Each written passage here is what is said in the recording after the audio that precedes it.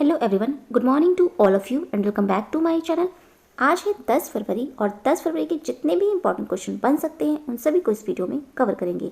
यदि आपको इस वीडियो की पीडीएफ चाहिए तो आप हमारे डिस्क्रिप्शन बॉक्स से डाउनलोड कर सकते हैं। वीडियो को शुरू करने से पहले वीडियो को लाइक कर दें और चैनल पर नए हैं चैनल को सब्सक्राइब कर लें, बेल आइकन को प्रेस कर लें ताकि हमारे वीडियो की नोटिफिकेशन आप तक पहुँच सके। चलिए स्टार्ट करते हैं। फर्स्ट क्वेश्चन है, नेशनल डी वार्मिंग डे कब मनाया जाता है? आंसर है ऑप्शन डी, 10 फरवरी को, यानी आज के दिन ही नेशनल डी वार्मिंग डे मनाया जाता है। इसकी शुरुआत की थी केंद्रीय स्वास्थ्य एवं परिवार कल्याण मंत्री जे.पी. नड्डा ने 9 फरवरी 2016 में हैदराबाद में आयोजित एक कार्यक्रम में नेशनल डी वार्मिंग डे का शुभारंभ किया था। ये नवजात शिशुओं और स्कूली बच्चों को परजीवी कृत्रिम संक्रमण से सुरक्षित करने के लिए और इसके प्रति लोगों में जागरूकता फैलाने के लिए ये प्रत्येक वर्ष 10 फरवरी को नेशनल डी वार्मिंग डे के रूप में मनाया जाता है।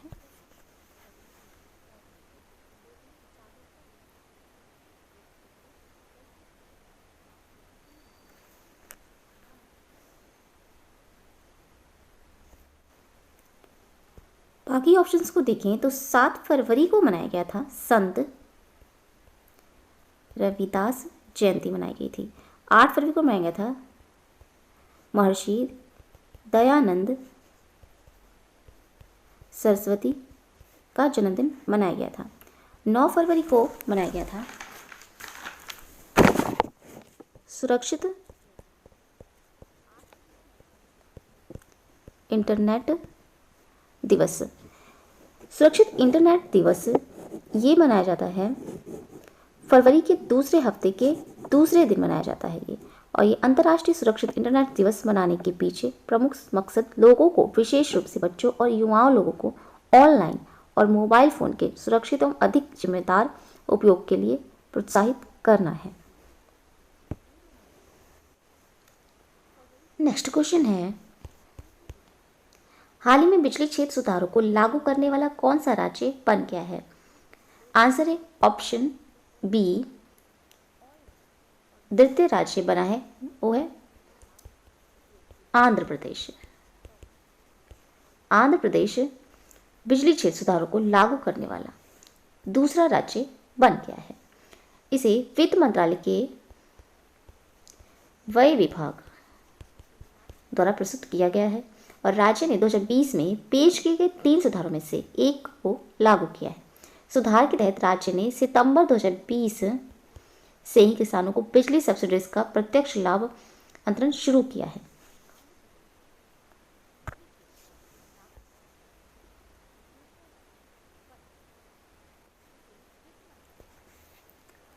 यह है आंध्र प्रदेश और आंध्र प्रदेश की राजधानी है कुर्नूल। ये न्यायिक राजधानी है। और विशाखापट्टनम ये कार्यकारी राजधानी है और अमरावती ये विधायिक राजधानी है।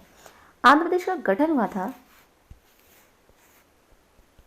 1 नवंबर 1953 में और यहाँ के मुख्यमंत्री हैं जगन मोहन रेड्डी और राज्यपाल हैं विश्वभूषण हरिचंदन।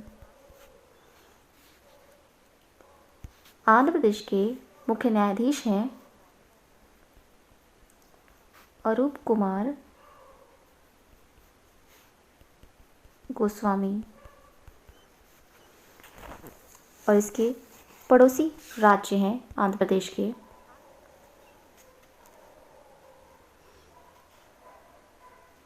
यह उड़ीसा,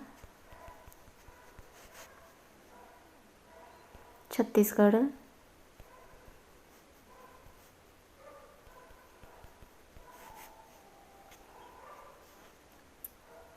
तमिलनाडु,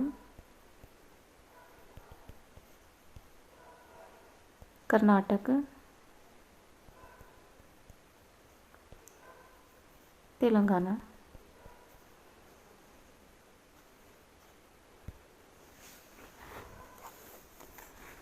आंध्र प्रदेश के लोक नृत्य है कुचिपुड़ी,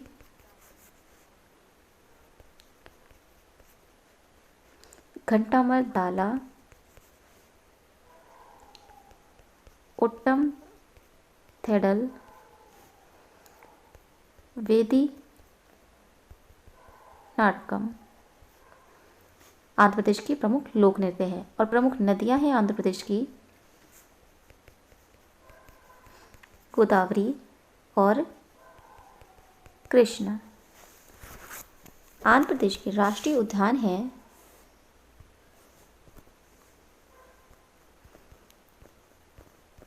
वेंकटेश्वर राष्ट्रीय उद्यान, पापीकोंडालू राष्ट्रीय उद्यान, और वन्यजीव अभयारण्य है नागार्जुन सागर वन्यजीव अभयारण्य, कोरिंगा वन्यजीव अभयारण्य, गुंडला ब्रह्मेश्वर वन्यजीव अभयारण्य है, और रोल पांडू वन्यजीव अभयारण्य आंध्र प्रदेश में ही स्थित है। और आंध्र प्रदेश में ही जीव क्रांति योजना शुरू की गई है। नेक्स्ट क्वेश्चन है, हाल ही में आकाशवाणी संगीत सम्मेलन का नाम बदलकर क्या कर दिया गया है? आंसर है ऑप्शन बी, पंडित भीमसेन जोशी आकाशवाणी नाम रखा गया है। आकाशवाणी संगीत सम्मेलन का नाम बदलकर। ये श्री प्रकाश जावड़ेकर ने यह घोषणा पंडित भीमसेन जोशी शताब्दी समारोह में की है। GOL ने 4 फरवरी 2021 से 2022 तक पंडित भीमसेन जोशी के शताब्दी वर्ष मनाने का फैसला किया है। इन्हें पंडित भीमसेन जोशी को 2009 में भारत रत्न पुरस्कार से सम्मानित किया गया था।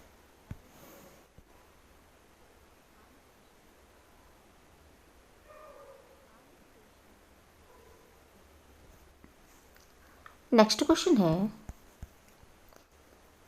हाल ही में भारत का पहला आंधी तूफान अनुसंधान केंद्र किस राज्य में स्थापित किया जाएगा? आंसर है ऑप्शन ए, ओडिशा में भारत का पहला आंधी तूफान अनुसंधान केंद्र स्थापित किया जाएगा। ये ओडिशा के बालासोर में स्थापित किया जाएगा।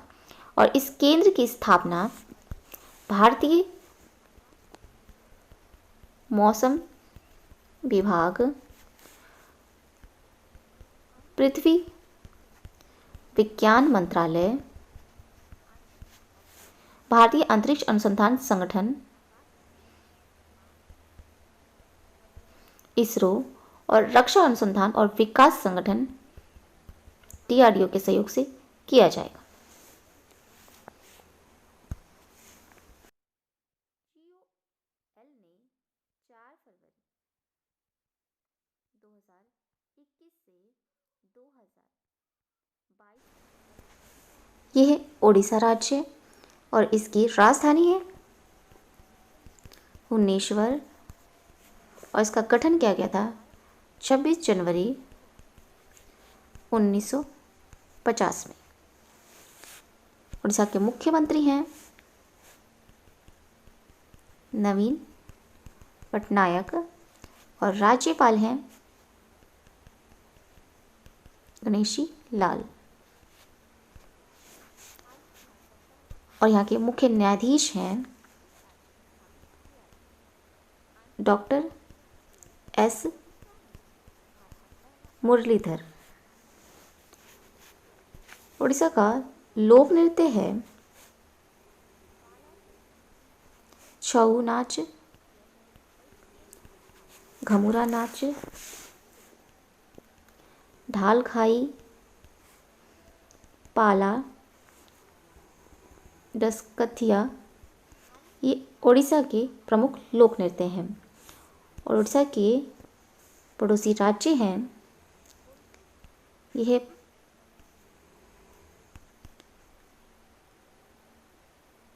पश्चिम बंगाल,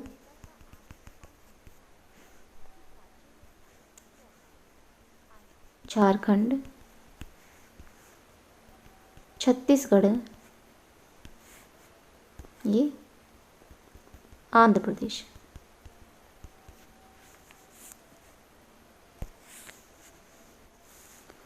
उड़ीसा के वन्य जीव अभयारण्य हैं देवडीगर वन्य जीव अभयारण्य, सुनाबेड़ा वन्य जीव अभयारण्य, कोट्टागढ़ वन्य जीव अभयारण्य, चिल्का वन्य जीव अभयारण्य, सिमलीपाल वन्य जीव अभयारण्य उड़ीसा में स्थित है। और राष्ट्रीय उद्यान है उड़ीसा के भितरकनिका राष्ट्रीय उद्यान उड़ीसा में स्थित है। और उड़ीसा में ही फायर पार्क का उद्घाटन किया गया है और अग्निशमन सेवा ऑनलाइन पोर्टल भी लॉन्च किया गया है। नेक्स्ट क्वेश्चन है, भारत की पहली भूतापीय विद्युत परियोजना कहाँ पर स्थापित की जाएगी? आंसर है ऑप्शन बी, लद्दाख में भारत की पहली भूतापीय विद्युत परियोजना स्थापित की जाएगी। ये लद्दाख के पुंगा गांव में स्थापित की जाएगी। भूतापीय क्षेत्र विकास परियोजना के रूप में जानी जाने वाली परियोजना को 2022 के अंत तक चालू करने की योजना है। और इस संबंध में ONGC एनर्जी, LAHDC लेह और UT लद्दाख के बिजली विभाग के बीच त्रिपक्षीय समझौते पर हस्ताक्षर किए गए हैं।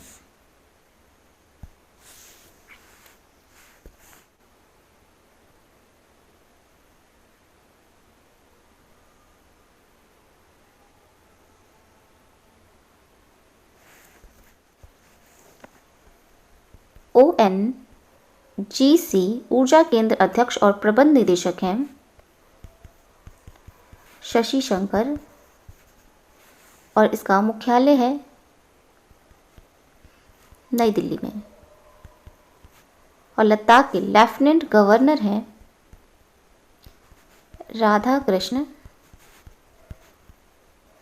माथुर। नेक्स्ट क्वेश्चन है, हाल ही में पहली बार विकास संबंधी सम्मेलन का आयोजन कहां पर किया गया है? आंसर है ऑप्शन बी, लेह में पहली बार विकास संबंधी सम्मेलन का आयोजन किया गया है। और ये किया गया है 6 फरवरी 2021 को। और इसकी अध्यक्षता की है उपराज्यपाल RK माथुर ने। लद्दाख विजन्स 2050 को पूरा करने के लिए अगले 5 वर्षों के लिए प्रत्येक विभाग की कार्य योजना और विजन पर विचार विमर्श किया गया है। यह सम्मेलन केंद्र शासित प्रदेश के गठन के बाद लद्दाख सरकार द्वारा आयोजित पहला अभ्यास है। नेक्स्ट क्वेश्चन है, हाल ही में भारतीय सेना ने जम्मू कश्मीर के गुलमर्ग के प्रसिद्ध स्की रिसॉर्ट में सबसे ऊंचे आइकॉनिक नेशनल फ्लैग की आधारशिला रखी है। इसकी ऊंचाई कितनी है? आंसर है ऑप्शन बी, 100 फीट इसकी ऊंचाई है। ये झंडा 100 फीट ऊंचे पोल पर होगा जो घाटी में सबसे ऊंचा तिरंगा होगा। और इसे सौर उद्योग भारत के सहयोग से भारतीय सेना ध्वज स्थापित करेगी।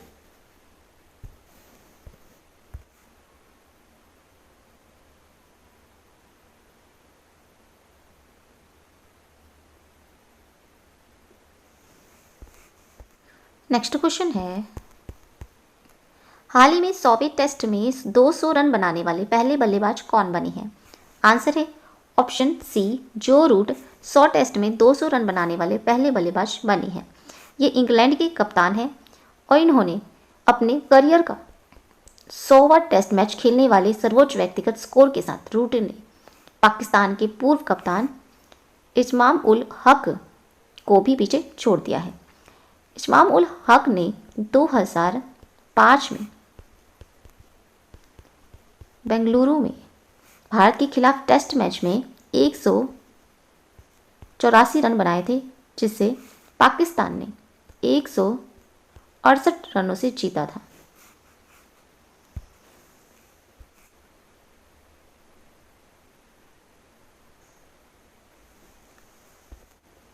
नेक्स्ट क्वेश्चन है, हाल ही में साल 2020-21 के एलन बॉर्डर मेडल के विजेता कौन है? आंसर है ऑप्शन बी स्टीव स्मिथ 2020-21 के एलन बॉर्डर मेडल के विजेता हैं। इन्होंने अपने करियर का ये तीसरा एलन बॉर्डर मेडल जीता है। एलन बॉर्डर मेडल आखिरी सीजन के सबसे बेहतरीन पुरुष ऑस्ट्रेलियाई क्रिकेटर्स को उसके साथी क्रिकेटरों, मीडिया और अंपायरों द्वारा वोटिंग के बाद प्रदान किया जाता है। और इसके अलावा वेद मुनि ने ऑस्ट्रेलियाई क्रिकेट पुरस्कारों में किसी महिला खिलाड़ी को दिए जाने वाले शीर्ष सम्मान बेलिंडा क्लार्क पुरस्कार जीता है। और ये वेद मुनि का पहला बेलिंडा क्लार्क पुरस्कार है। बेलिंडा क्लार्क पुरस्कार दिया गया है वेद मुनि को। Men's test player of the year दिया गया है पेट कमिंस को। Women's one day international player of the year राहेल हेंस को दिया गया है। Men's one day international player of the year दिया गया है स्टीव स्मिथ को। Female international 2020 player of the year मिला है वेद मुनि को। Male international 2020 player of the year का पुरस्कार जीता है एस्टन्स एगर ने। फीमेल डोमेस्टिक प्लेयर अशू द ईयर्स एलिसे विलानी को मिला है। Male domestics player of the year दिया गया है शॉन मार्श को। Betty Wilson's young cricketers of the year दिया गया है हन्ना हार्लिंगटन को। Bradman young cricketer of the year दिया गया है विल सदरलैंड को। कम्युनिटी इम्पैक्ट अवार्ड दिया गया है जोशुआ लालोर को।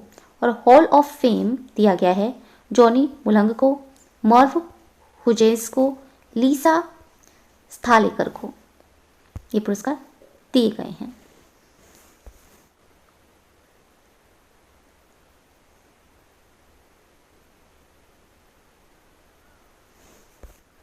नेक्स्ट क्वेश्चन है, हाल ही में एकीकृत कंटेनर लॉजिस्टिक्स फर्म मर्सक ने दक्षिण एशिया के लिए किसी अपना नया प्रबंध निदेशक नियुक्त किया है। आंसर है ऑप्शन बी विकास अग्रवाल को। एकीकृत कंटेनर लॉजिस्टिक्स फर्म मर्सक ने दक्षिण एशिया के लिए अपना नया प्रबंध निदेशक नियुक्त किया है। ये 1 अप्रैल 2021 से भारत, बांग्लादेश, श्रीलंका, नेपाल और मालदीव को कवर करते हुए दक्षिण एशिया में कंपनी के लिए व्यवसाय का पूर्ण प्रसार लेंगे। प्रेजेंट में विकास अग्रवाल ये भारतीय उपमहाद्वीप CEVA लॉजिस्टिक्स के प्रबंध निदेशक के रूप में सेवारत हैं।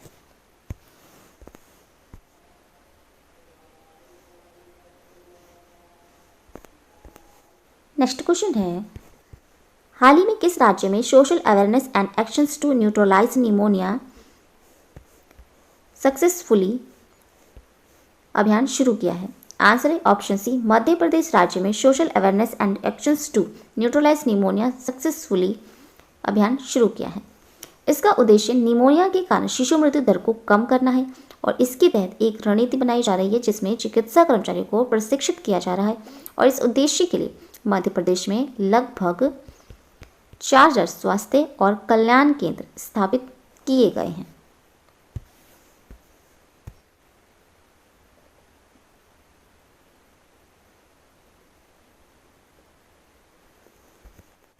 यह है मध्य प्रदेश राज्य और मध्य प्रदेश राज्य की राजधानी है भोपाल और इसका गठन किया गया था 1 नवंबर 1956 में। मुख्यमंत्री हैं मध्य प्रदेश के शिवराज सिंह चौहान और राज्यपाल हैं आनंदीबेन पटेल। मुख्य न्यायाधीश हैं मध्य प्रदेश के अजय कुमार मित्तल। मध्य प्रदेश के पड़ोसी राज्य हैं उत्तर प्रदेश, राजस्थान, गुजरात, महाराष्ट्र, छत्तीसगढ़।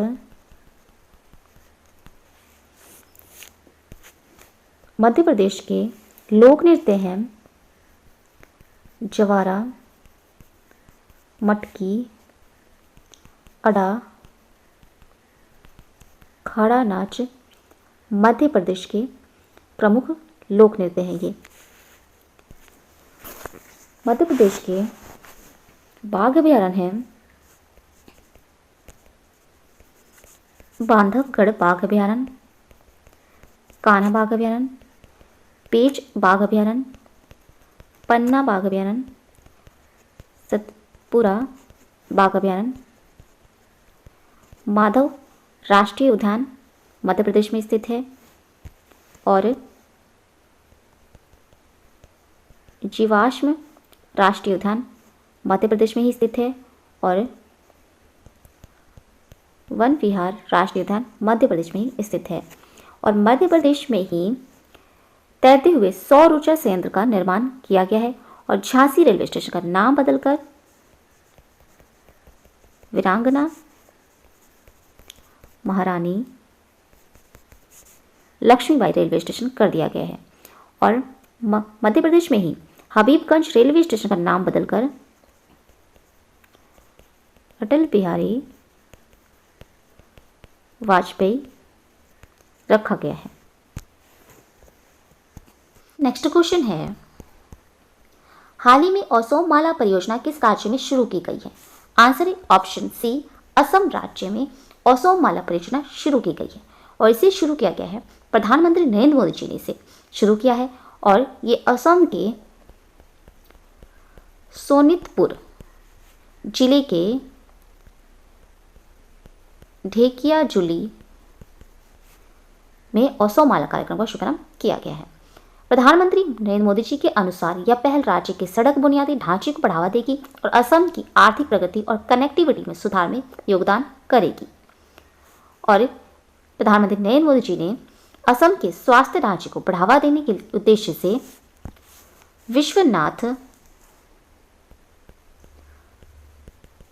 विश्वनाथ और चराईदेव में मेडिकल कॉलेज और अस्पतालों की नींव भी रखी।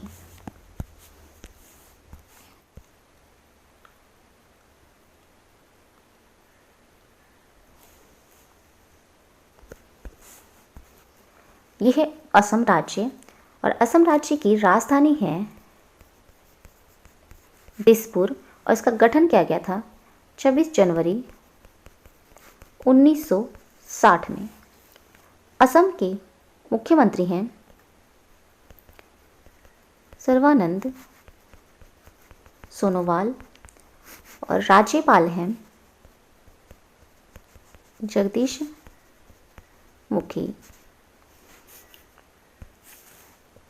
और यहाँ के मुख्य न्यायाधीश हैं सुधांशु धूलिया। असम राज्य के पड़ोसी राज्य हैं अरुणाचल प्रदेश, नागालैंड, मणिपुर, मिजोरम, यह त्रिपुरा और यह है मेघालय और पश्चिम बंगाल।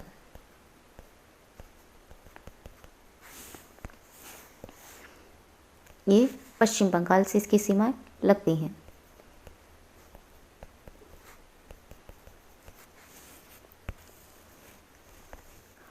असम की प्रमुख नदी है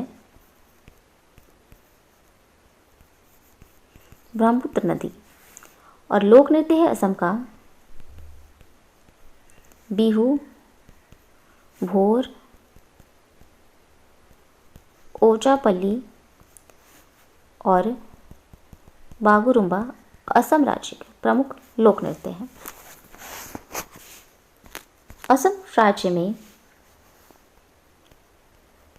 काजीरंगा नेशनल पार्क, विश्व का सबसे बड़ा नदी द्वीप मांझली द्वीप भी असम राज्य में स्थित है। कामाख्या मंदिर असम राज्य में स्थित है। और असम में Manas national park, Orang national park, Nameri national park Assam राज्य में स्थित है। और असम में डिब्रू सेखोवा नेशनल पार्क असम राज्य में स्थित है। असम में ही पर्यटन संजीवनी योजना शुरू की गई है और अरुणोदय नामक योजना भी असम राज्य में शुरू की गई है। धन्वंतरी योजना भी असम राज्य में शुरू की गई है और भारत का एकमात्र गोल्डन बाग असम राज्य में देखा गया है। नेक्स्ट क्वेश्चन है, राजस्थान में संसद के दूत पुस्तक के लेखक कौन है? आंसर है ऑप्शन बी डॉक्टर के.एन. भंडारी राजस्थान में संसद के दूत पुस्तक के लेखक हैं।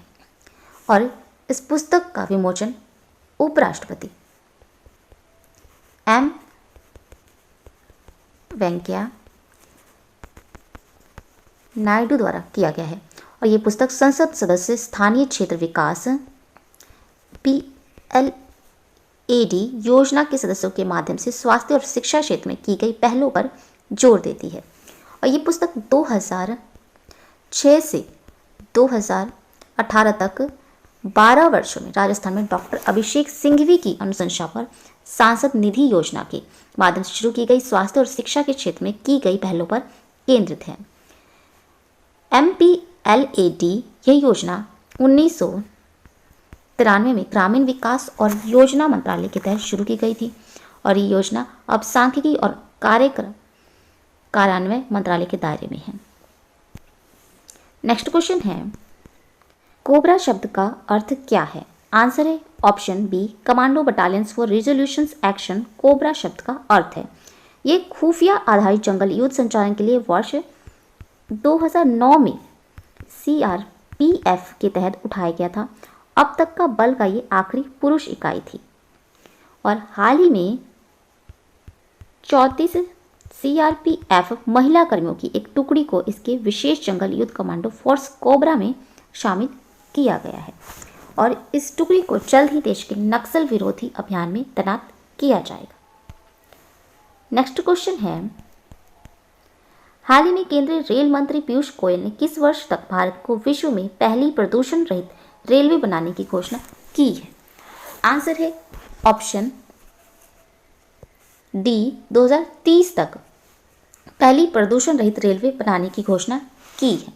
और उन्होंने भारतीय रेलवे के आने वाले समय की योजना के बारे में बात करते हुए कहा कि अगले 3 सालों में सभी ट्रेनें डीजल मुक्त हो जाएंगी, जिसके कारण पर्यावरण को प्रदूषण मुक्त करने में सहायता मिलेगी।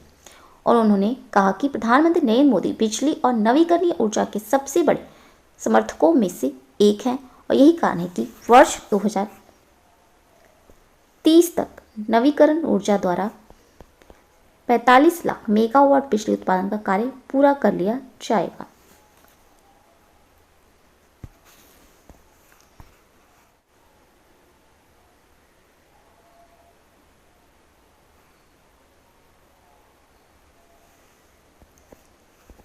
ये थे आज के इंपॉर्टेंट करंट अफेयर्स। अगर ये वीडियो अच्छा लगा हो तो प्लीज़ हमारे चैनल को लाइक, शेयर एंड सब्सक्राइब जरूर करें। Thank you so much.